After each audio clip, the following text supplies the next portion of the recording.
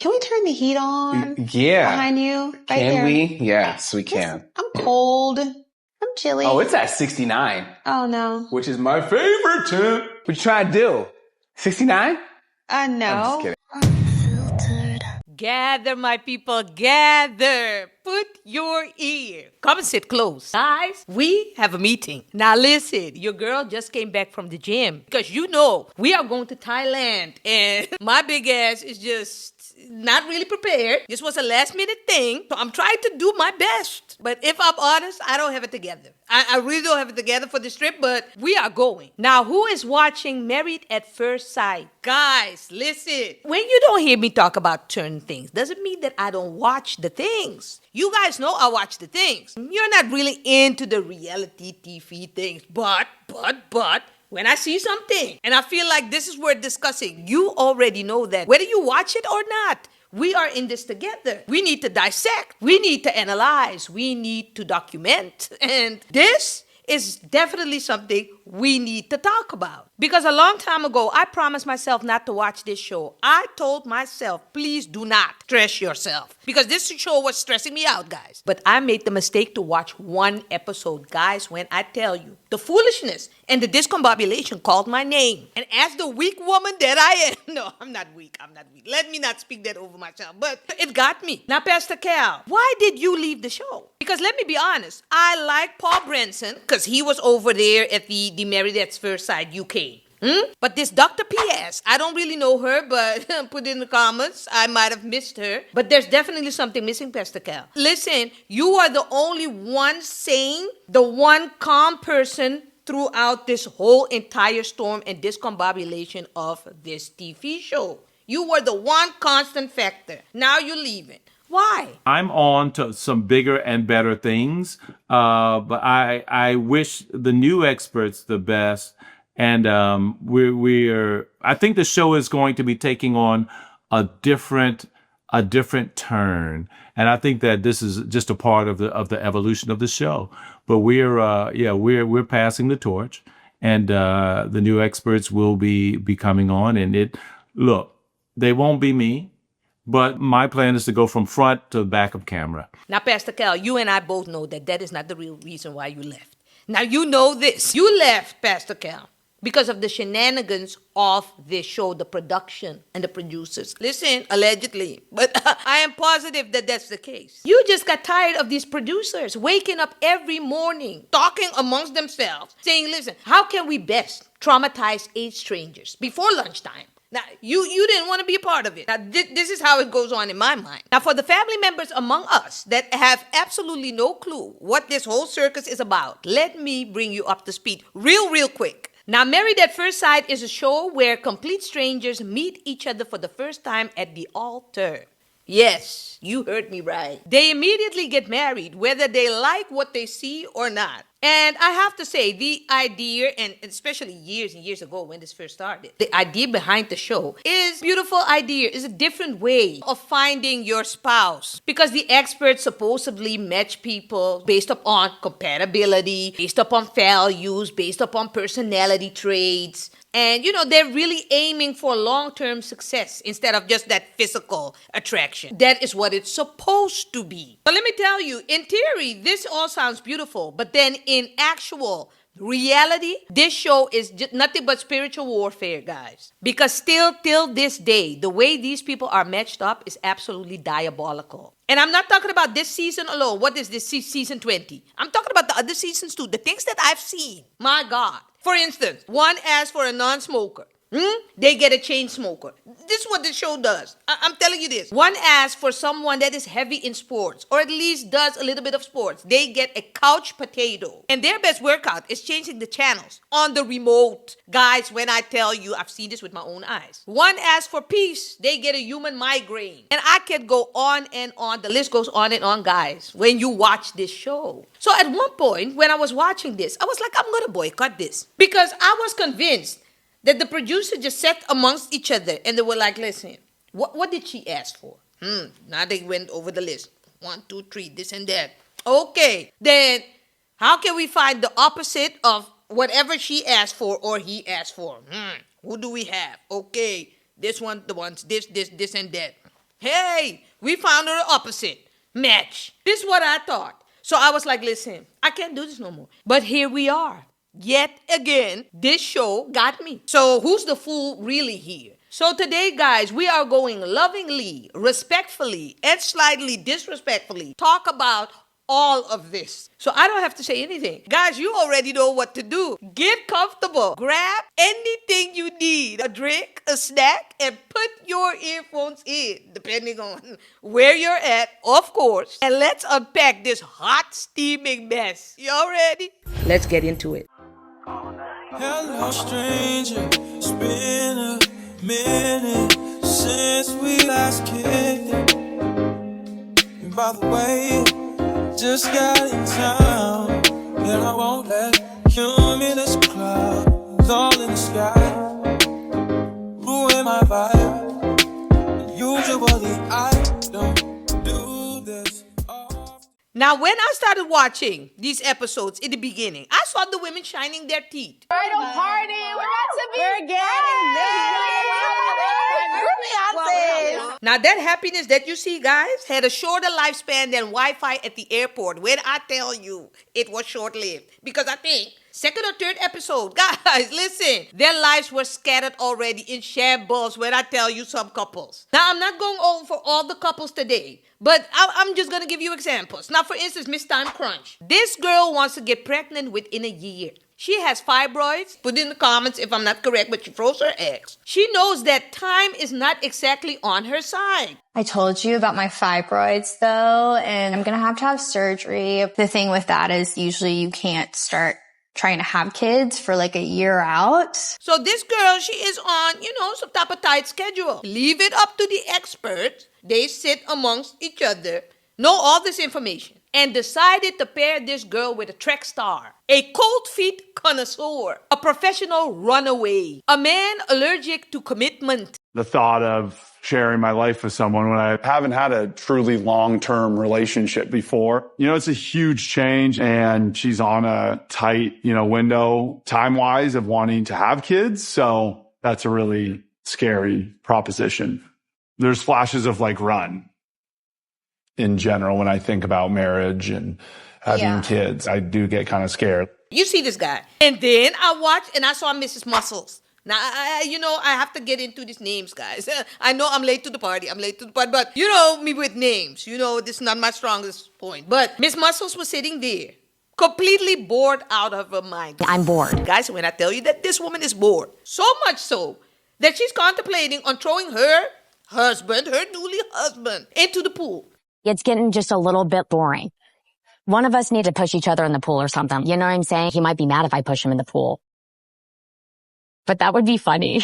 Just to see if she can create some movement in this relationship. I couldn't believe. And I have to give it to her. She is not wrong, because if you look at this relationship, that whole chemistry that they have is flatter than a 1-week-old Sprite. If I tell you there's no bubbles in it.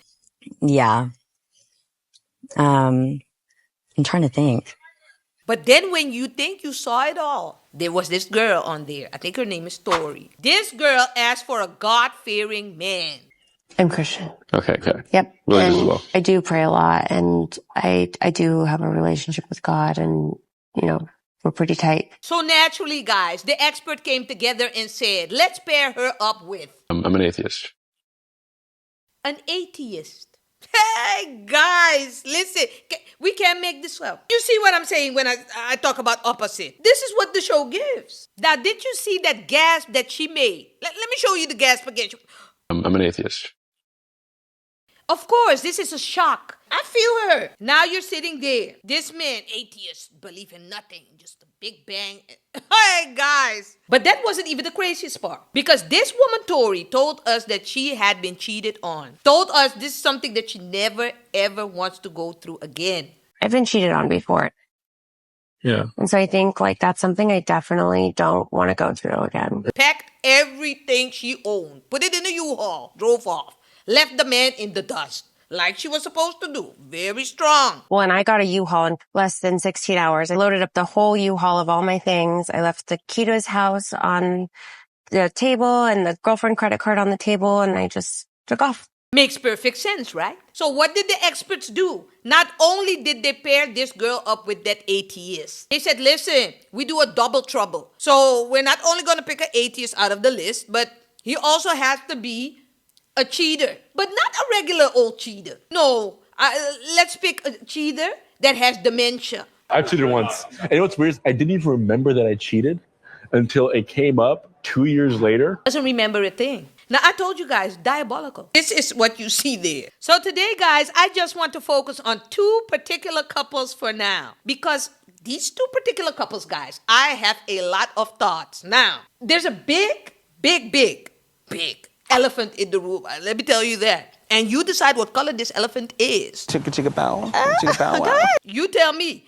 Now, that elephant is definitely in that room.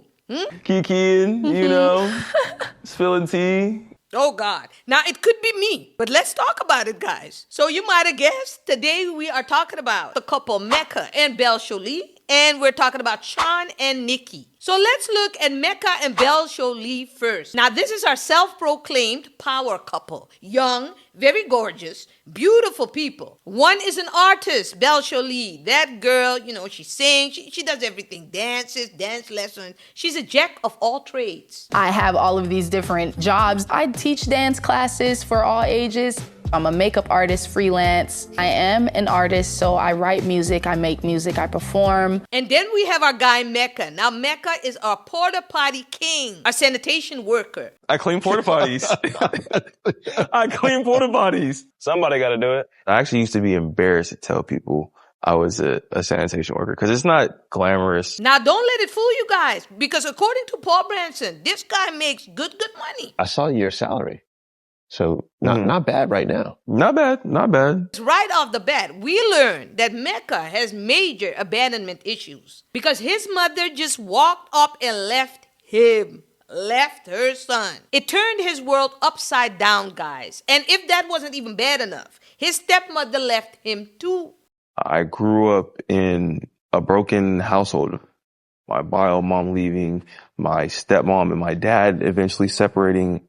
I really thought that was so unfortunate, but also so strange. Like it happening 2 times back to back. I was like, God, how is it even possible to break this boy's heart like that? Until I saw his pappy.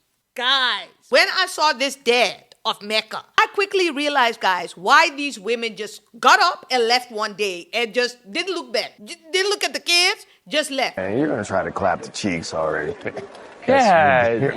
You clearly had an erection up there, man. You are lying. Information. Poke coming through. Can you blame these exes, guys? Can you blame these women? Because imagine dealing with that. Dealing with a person like that for a couple of years will make you lose all your hair. All your hair. Armpit and pubic hair included. This man. Now, this couple went to the altar, met each other for the first time, nervous. Leave it up to this obnoxious piece of flesh. He had to be the center of attention, even during this ceremony. Hello. Oh God, guys. It's just obnoxious. And you know what the sad thing about it, this is not a bad looking man. Sight alone of him is just, it irks my spirit. Now listen, Pappy. Let me tell you something. You're not going to like this, but you are the main reason for your son's mental discombobulation. Let me tell you, it has to be. Because you are a ridiculous man. You know, you're the type of man that wanted to be a comedian all his life. But it just didn't happen. Now, why didn't it happen? According to you, it happened because of adversity or whatever. According to me, it happened because your ass is just not that funny. You might want to pour a little alcohol on his ankles. It's a little ashy, bro. Come in some slack. And then the way after the wedding, because I'm going to skip the wedding, guys, because they got married. Okay, yes. Now they're at the wedding party. The way you sat in that girl's face that close, talking about between me and you, tell me. What is he giving? About his son. What kind of number do you give him? On a scale of 1 to 10, I mean, you can tell me. I mean, you can.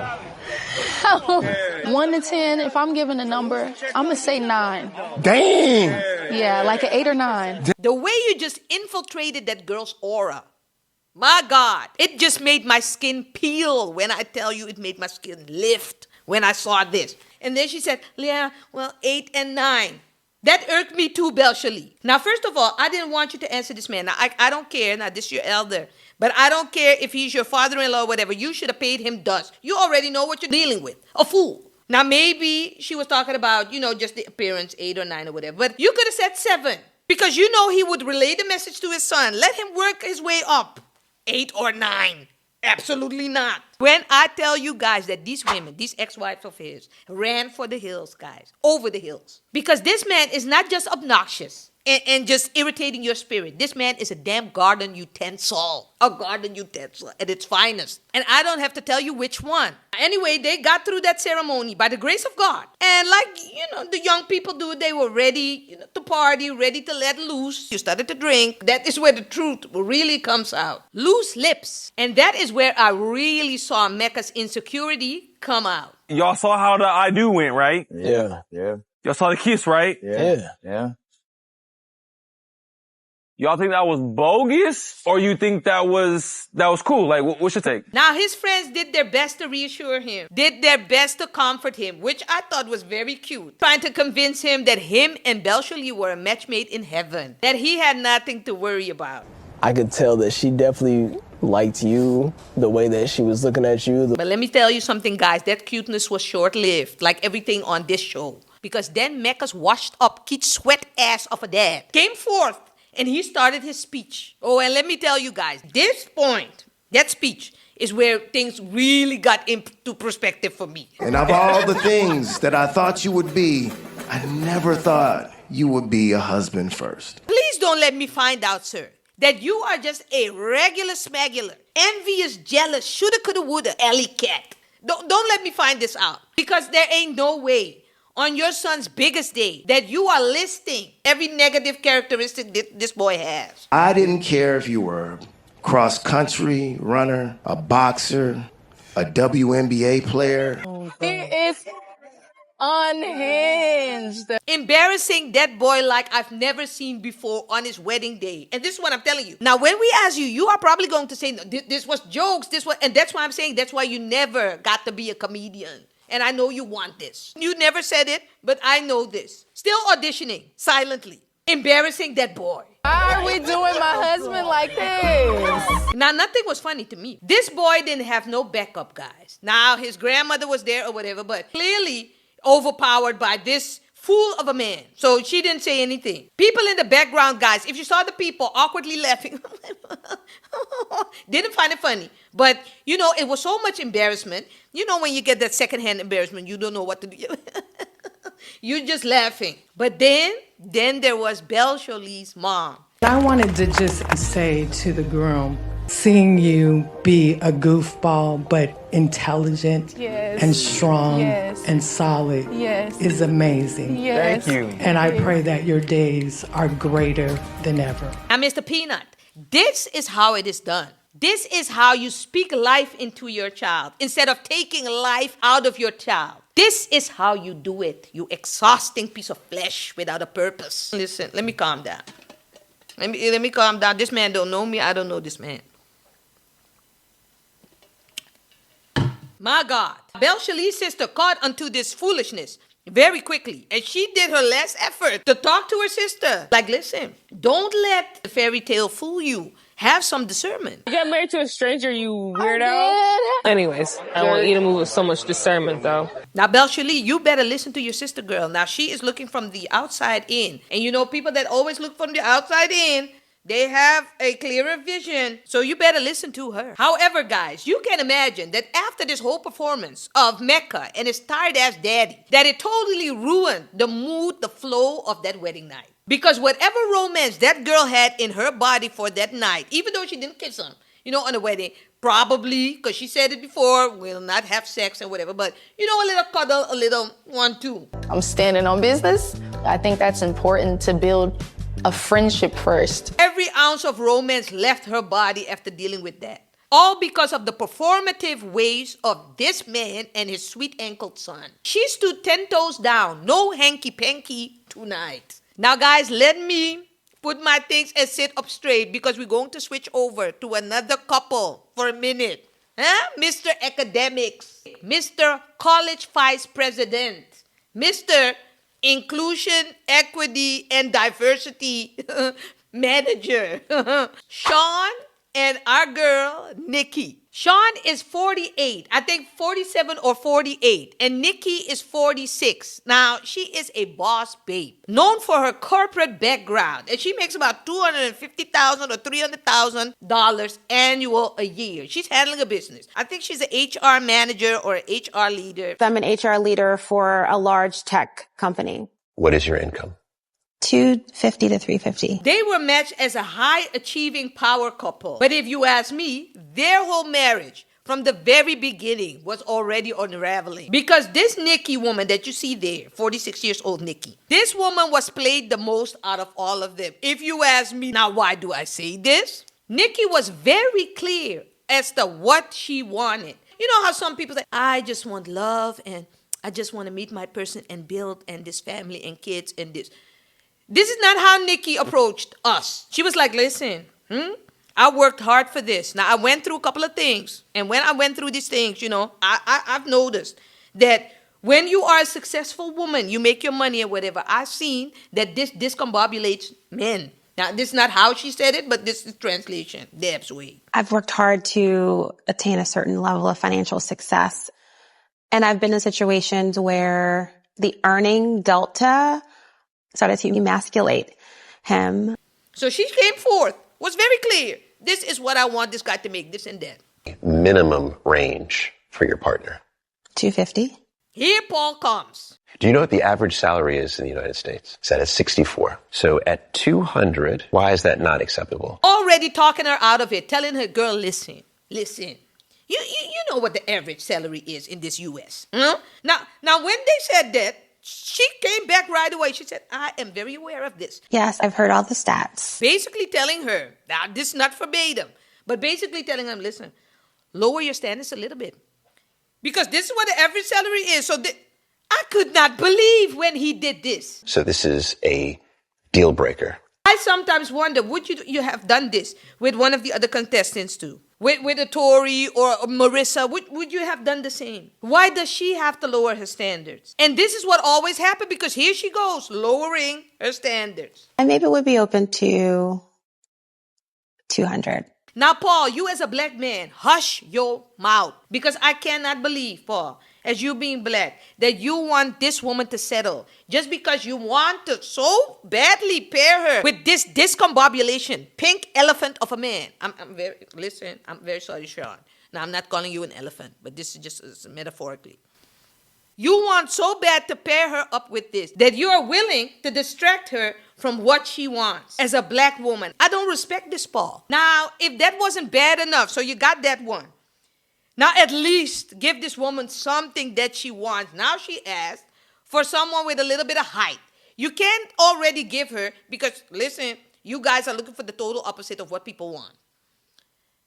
Now she asked for a little bit of height. Where are you exactly on height? Stereotypical 6 feet. You want someone that sort of towers over you and you feel like a little woman. You paired her up with a man that gives Kevin Hart a run for his money. Not even an inch over 5 foot. My God.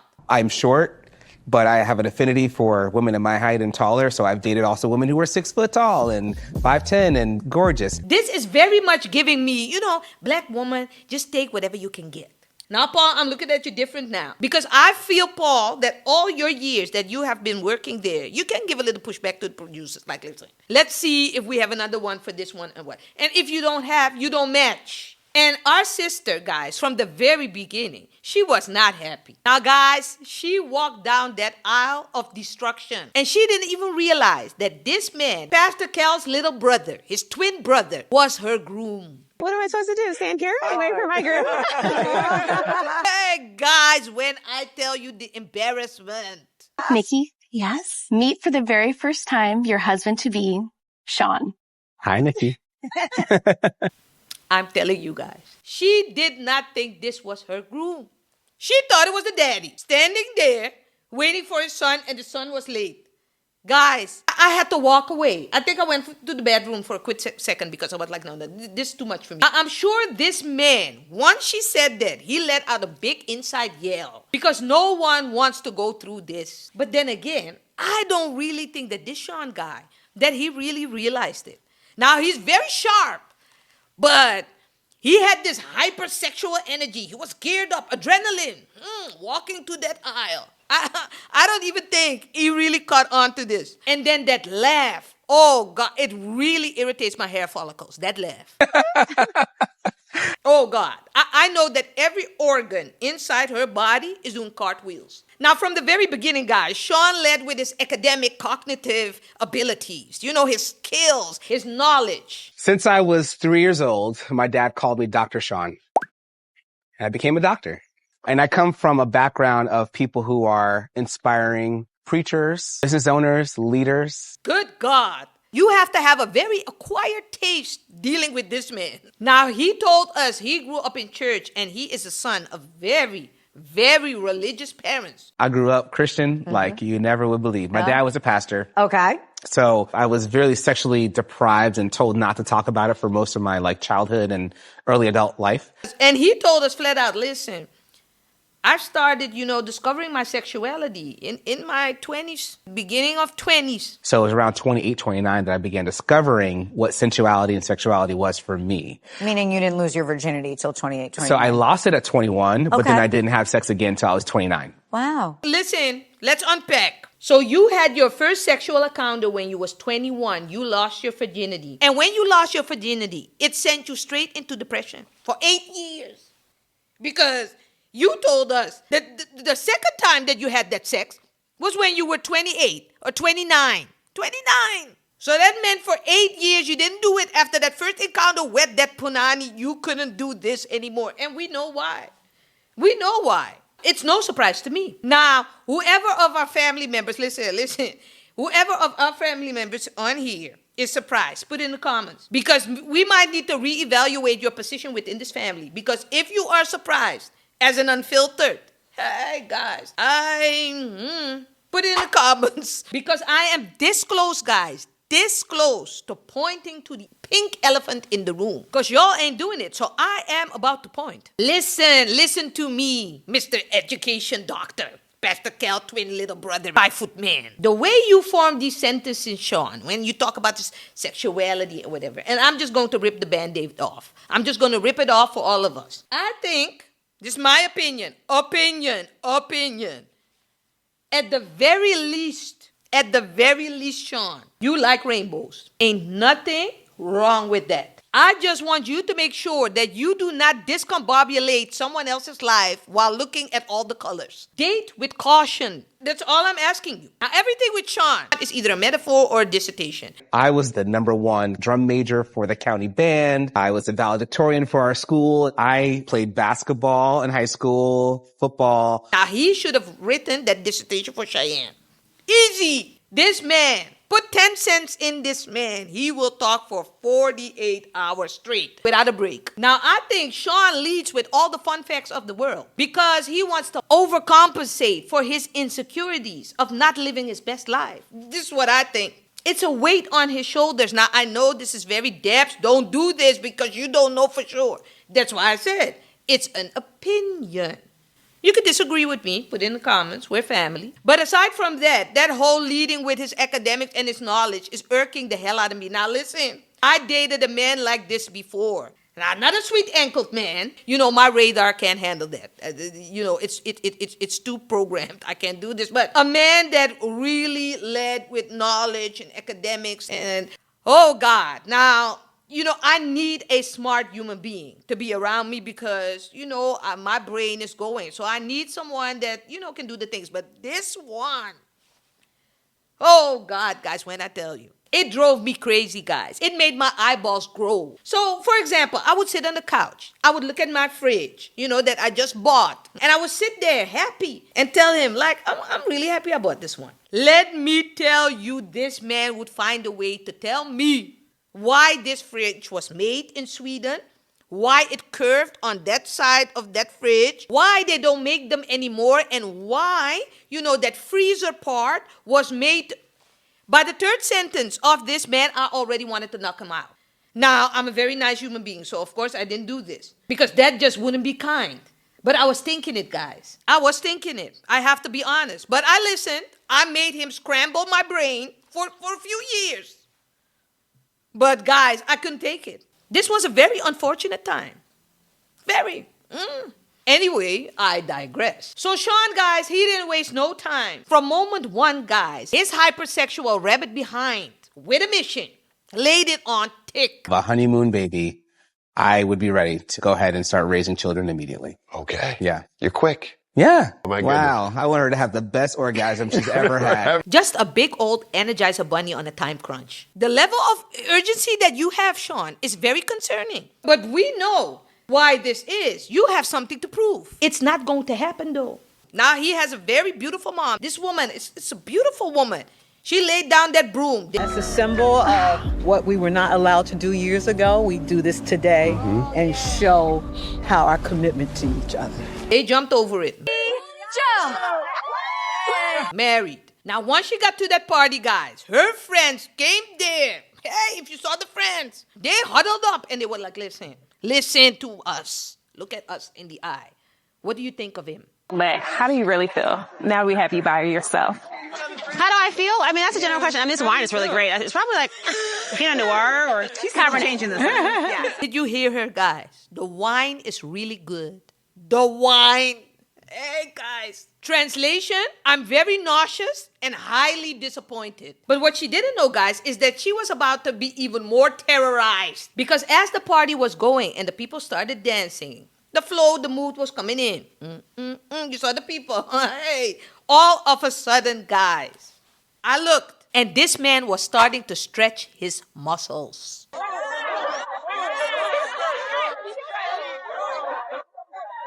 Is this like a lap dance? Now, when I saw him stretching, I started to look with one eye, afraid of what my eyeball was about to meet. And I was correct about all of it. This man dropped it like it was hot.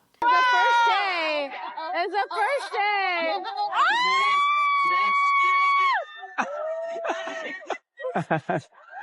Guys, do you see this? It made me almost lose my mind, guys. And it sent Nikki straight into panic mode. Now, the guests had the same look on their face like I did. Pure disgust. This guy took his church mouth and went under that dress. Oh, God. Let me tell you, I wept for her. Now, Nikki, it's your party and you can cry if you want to. Cry if you want to. Because you would cry too if this would happen to you. The Unfiltered Nikki definitely understands. Now, if you saw that Nikki's face after that performance, guys, she didn't like it. And she is doing like so many of us is doing. She was telepathically communicating to her girls. Like, see my life. You know, when you look at your girls, you don't talk, but it's the look. That was a face of pure aggravated sadness. And then to think, guys, that the night was just starting. It was just about to begin in Sean's mind. Because now they had to go to the hotel room because now it was wedding night. Hey, Sean was ready. Sometimes I moved a little too fast in the physical area. You got any advice for me? There's some good chemistry there so far. Should I turn on the music and then put on the Speedos? Please, Sean, behave. Please behave now. Because after this night, what this girl just went through, she needs some rest. She's gone through enough. Can we turn the heat on? Yeah. Behind you? I'm chilly. Oh, it's at 69, which is my favorite temp. Expectations for tonight. What you trying to do? 69? Oh, God, Sean. You just can't. You just can't. 69 is my favorite. Hey, guys. Can I have a kiss? Why don't we hold on that for a little bit? Oh, okay. Yeah. We will. Let the drama ensue. The sass, the sweetness, the spice that you bring, Sean. Now, Nikki, I don't know. I hope you brought some track shoes, girl. Because at some point, you might have to run. I don't think I need a kiss every 5 minutes, right? It's the first day. From him, I feel like there's a little bit of an escalation. I want it to stop. Yes, Nikki, this is an escalation tactic because this man wants to come off as a hyper-masculine, man that is just waiting to devour a woman and he is the conqueror of this all. He is the Lion King. This whole performance, this is what he wants to portray and he is on a mission. Whether you like it or not, that's why even if you ask him to stop, he will come with the things every time because he has something to prove. Guys, listen, this is what it is, according to me. But he ain't fooling nobody, Nikki. Don't think he's fooling us. Not this family over here, definitely not. The only people this man is fooling is his mommy and his pastor daddy. So they jumped in the bed, guys. Now, if you saw that Nikki wrapped her whole entire bedrobe around her, just to make sure that not one piece of flesh would touch Sean. Hey, guys, I felt so sorry for her. And Sean isn't even a bad-looking dude, but we all know what we know. It's not giving. So now we are coming to the point that all these couples are going on their honeymoon. And they're all going to Mexico all together to meet up with each other once they're there. Now, once they land and once they get to the resort, all the couples, they were fiving. And our girl, Belle Jolie, she has one thing on her mind, guys, and that is matching outfits. Now, this is the highlight of her whole marriage. Something I can't wait to do with my husband would definitely have to be the matching outfits. Matching outfits every now and then is what I'm looking forward to, for sure. And even though, guys, I think this is very cute, it is also very concerning to me. Because this lets me know, even though she is young, she is putting emphasis on all the things that are less important instead of really focusing in on the things that she should be focusing in. Because there's a lot of things there. Nevertheless, when they first came there, they met the couples, they had fun. Just the way we worked the room, I thought it was hot. The way you stepped into the room, what you're wearing tonight, looking like a nice, tall stick of cinnamon over there. So that first meetup with the couples, you could say that for them, especially for them, Mecca and Belle Jolie, it was a success. Fast forward, guys, looking at Mecca and now also being introduced to his tight-ass daddy. You can unfortunately tell, the more you look at Mecca, that the feeling of abandonment he really internalized. And you are starting to see that he kind of blames himself for it, or so it seems. And this, guys, to me, is why he moves the way he moves. So when I say that, I'm talking about, pushing people away before they get a chance to do it. Gave us a little background information about his childhood trauma. Honestly, I think, just my biological mom being out of the picture, I think that really affected me to a big degree. I didn't know anything about my dad. All I knew was his name, and that's where I got my dimples from.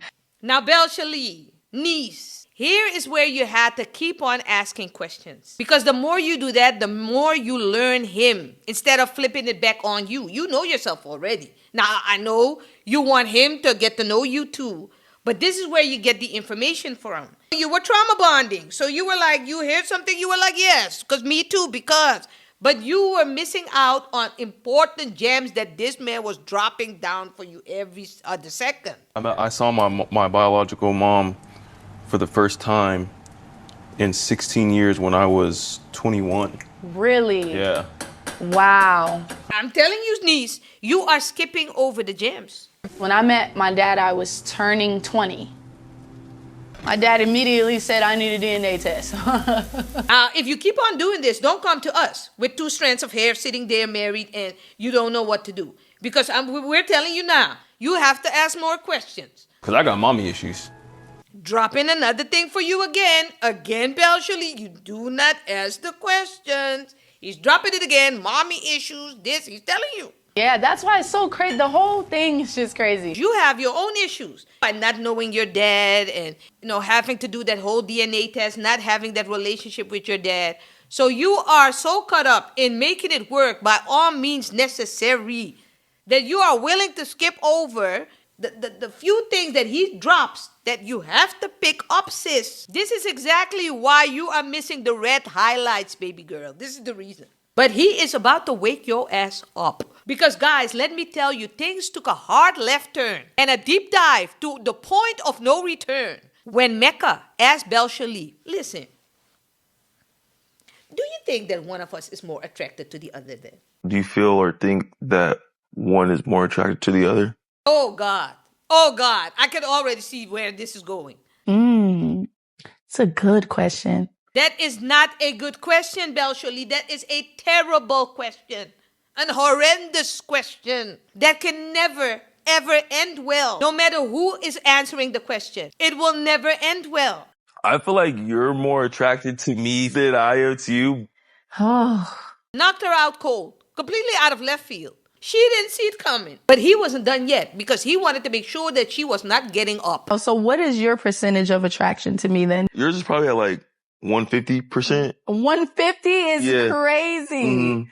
I'll probably say I'm like 80%. Imagine, guys. Do you hear this? The audacity of this boy sitting there with 6 cornrows, a black nail polish, and a no sock, bare ankle foot, telling that girl about 150%. 150 to 80%. Are you serious? I'm at 150 and you're at 80? Looking like a Jason Derulo on a diet. And you want to tell this girl that she likes you 150 and you're 80. Now you cleaned it up and you said, no, listen. Real percentage, I'll say 80, 60. 80% out of 100, 60, and then 60% out of 100. Awful. No way is mine 20% more than yours. That's insane. This is not good at all. But then at the same time, it's very good for you to hear. But I can tell you this, Belshali, that this is all his daddy's fault. This boy doesn't even know who he is. He has been overshadowed by his rabbit-ass daddy all his life. He doesn't know who he is, didn't get the proper, he's so insecure, abandoned multiple times, pushing everybody away, including you now, by stating, I think you like me more, just to create something. You know, this all because of this abandonment and this fool of a daddy. But no matter how sad the situation is, Belshali, you don't need this type of level of chaos.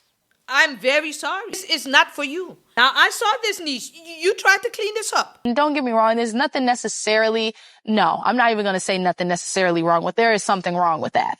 For me to be more attractive than he is me. But I'm going to be honest with you. It wasn't good enough for me, this cleanup. It was not. Now, when I look at this long enough, my blood is starting to boil. Like I feel like abandon his ass too. Now, listen. I shouldn't have said that. That I shouldn't have said because that's not nice. And this is not what I mean. Don't abandon him. But soft launch him to freedom. Like, do something, Belshali, because this man knows this. And I know, guys, because I can already hear you in my ear. But Debs, this is some kind of defense mechanism, and this boy and this and that. Yes, I know. It is very explainable. It is very understandable. But that does not mean that she has to accept this. They don't know each other long enough. I am very sorry. Sometimes I wonder if I'm embarrassing myself, to be honest. This boy, Mecca, is trying to rush the process without checking in with himself. Because I heard him talking about wanting kids now, just making kids with you or whatever. And he does not know you from I don't know what. We're skipping all the homework steps though, because we're just cutting straight to babies. Yeah, that's like the extra credit part. Mecca, you don't want kids, nephew. You want to belong. You want kids in the future. That could very well be the case. I truly believe this. But you don't want kids now with Belshali. Absolutely not. And having to do the deed with Belshali, that's not what you want. You want to give her forehead kisses and nothing more. She always get forehead kisses, kisses on the cheek. My children get forehead kisses from me. Yeah. The mere thought of touching her vagina gives you the heebie. You can't do it. Listen, you two have a slight... I can say, honestly, that I think I have sexual anxiety. It's harder and more difficult for me to initiate things with a new partner. However, guys, when you look at all of this, for now, Belshali is fully accepting the foolishness of it all. Because what my ear heard next when she was in that damn pool with this man, I couldn't believe. Do you plan on leaving me? You don't plan on leaving me? No. Oh my gosh. No. Oh God. Belshali, please don't lean over to the Pygmisha side. Please don't lean over to the Pygmisha side because I really like you. You're a beautiful girl and you have a nice set of brains. Don't do this. Stand tall. Now let this auntie prepare you. Now he's going to leave you. If you don't leave him first, he's going to leave you, sis. Listen to me. It's going to happen. You are very beautiful, but he has a sweet tooth for something else. It's not you.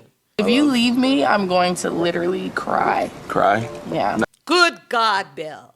You're going to cry. You're not going to cry. You are going to rejoice with all of us because you dodged the bullet. You are standing on the deck of the Titanic, waiting to go down. Now we are looking at you, waiting to throw you a life vest. But it's going to happen. You already hit the iceberg. No, I'm not chasing no man. I'm just kidding. Yes, you are. You are chasing this man. And not only are you chasing this man, Belshali, you are also scaring him. Because the longer he is with you here, the more real it gets. Now, at some point, he already feels he can't perform his way out of this one. Showing him your vagina will make him go off into the deep end. I'm very sorry. Listen. I have to give you the real. This is what it is. Okay, guys, so I'm really getting hot. Like, I need to drink something because now we are going to switch over one last time to Pastor Cal's twin brother and that Nikki. So like all other couples, guys, these two also landed their foot on Mexican soil. Love it. Can we top it off? Oh, with the kiss? Oh, God, here he goes. Can I have a kiss? Oh, God, you may not. Oh, yeah. Okay. 100%.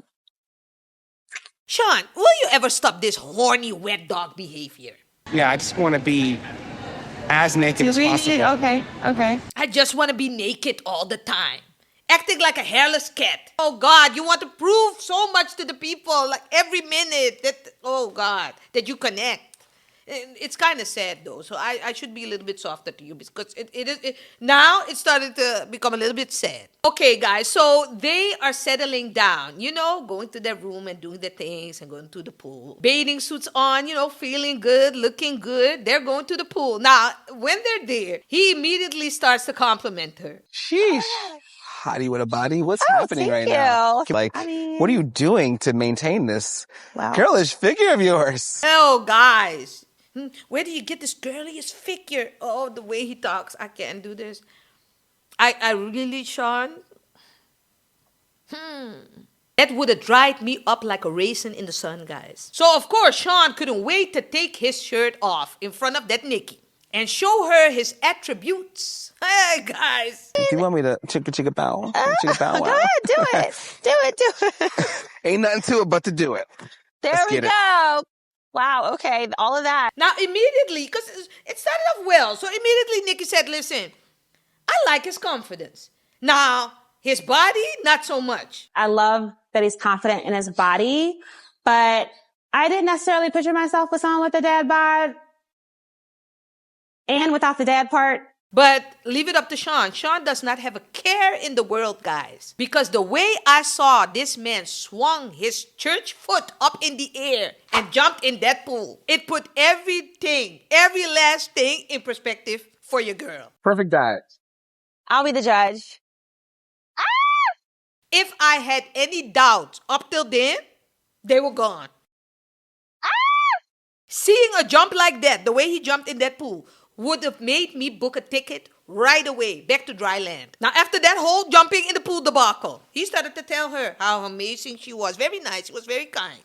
That's why I need to be kinder to Sean. And he started to tell her what he thought of her when he first saw her walking down that aisle. I felt like, oh yeah, she's a beautiful young lady.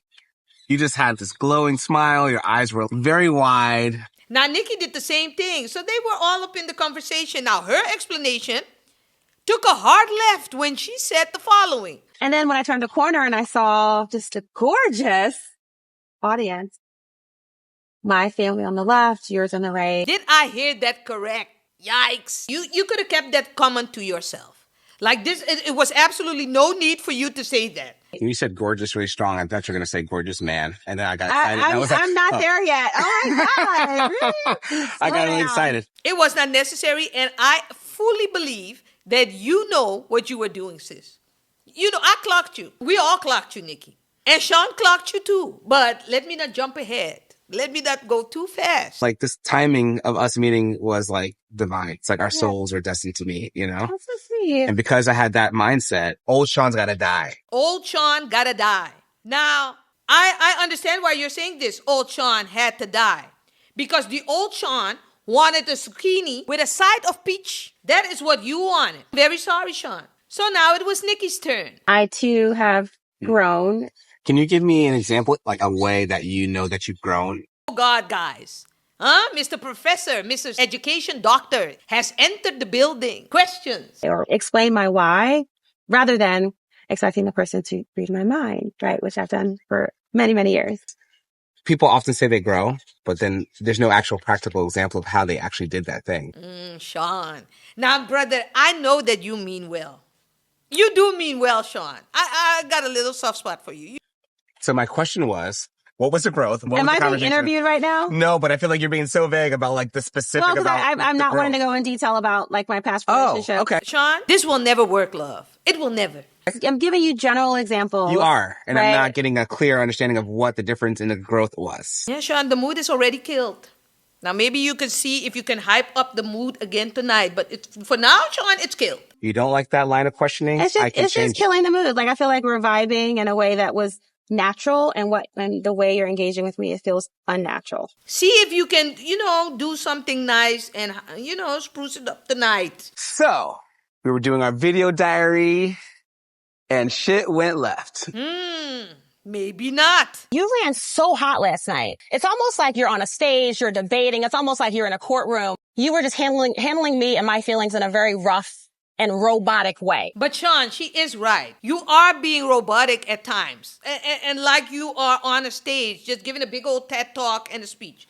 She is right about that. And that leaves little space for her to express herself. Because you're always talking, explaining things or whatever, unprovoked, provoked, unasked, asked. You just keep on talking. You don't create the space for her. You want to talk all the damn time. And I'm going to tell you, Sean, I'm just going to tell you, you're not going to like this. But she's sick of you. We have a very different communication style. Okay, so now it's evening, guys. They sit at yet another pool. Now, this evening started up very sweet. They're talking nice to each other. I feel like you've been a spiritual and emotional leader in this relationship. And yes, you have. I think I needed that. And I'm grateful for that. Here he goes. So, how do you feel about our comfort level of, intimacy physically so far? How's it been for you? Is there anything that you need or, want from me?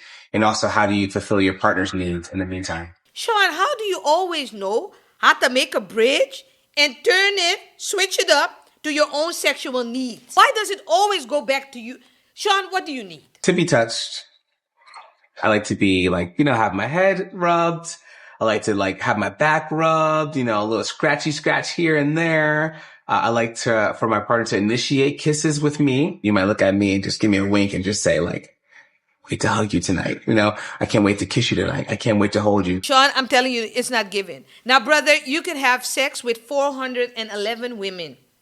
Some of us will still think your ass is gay. Now, I'm just going to come forth and say it. Some of us will still think it. Is there anything wrong with it? Absolutely not. Let Debs tell you, I love everybody. That's not the point. But I just want, I don't want to force you out of a closet you're not in. I always say this. But some way, I have a feeling you're discombobulating the next one, but you're not living your best life, Sean. You got all this talk. There's just something that needs to be unlocked for me to feel romantically, sexually attracted to you. Okay. Oh, God, Nikki. Now, you unleashed him. Because you already know saying things like this to him will easily trigger him. You know this. She be playing around, man. I'll be like, girl, stop it. Acting like you ain't attracted to me. Get out of here. Don't believe it for a second. She tongued me down with food in her mouth. What? Oh, God, guys. Guys. Huh? Acting like you ain't attracted to me. Kissing me with food up all in your mouth. Hey, guys. Now, listen, if delusion was a person, but I don't think Sean is really delusional. I think Sean is more embarrassed. Because who says this? Kissing me with food in your mouth. Why you want people to know? Isn't this the weirdest thing to say? Like, this is some extra, kiss with food in his mouth. Who says this? What are you trying to prove, Sean? My dear Sean. I understand that this feels like maybe something that wasn't explicitly clear. I don't want to be kissed because you like and respect me. That is misleading. That's not honest. And it's not treating my heart with care. I know this is one of your last attempts to cover up this for your Christian parents. I know this is it. But it's just not working, brother. Now, if I'm wrong, I sincerely apologize for all that I have said, Sean. I'm just talking about the optics. Everything is alleged. Who am I? Sean. But I'm just calling it like I see it. I'm going to trust that as my wife, you're going to make it possible for us to get in alignment. Based on how you feel. Okay. I look forward to seeing where the next 6 days leads us. Oh, no, Sean. Don't put pressure on her now. And I am curious where it's going to lead us to. It will not lead you to sex, Sean, if that is what you are pressuring her into. Sean, go sit on a carrot. Because, Sean, listen, this is what I'm telling. This now is going to irritate me. There is zero alignment between you and this woman, and you're steady pressuring her into something. Now, you better put on one of those Mexican sombreros and start roaming the streets of Mexico, Sean.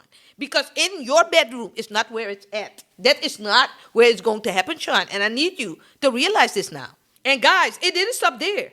After that, this couple had one argument after another. We were having like the cutest time at the airport.